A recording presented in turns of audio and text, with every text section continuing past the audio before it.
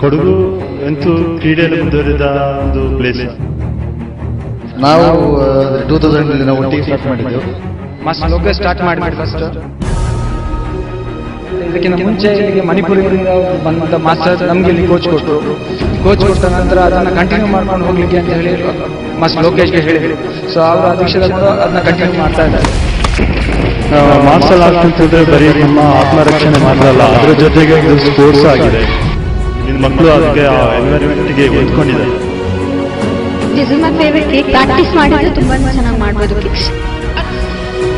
ನಂದು back kick.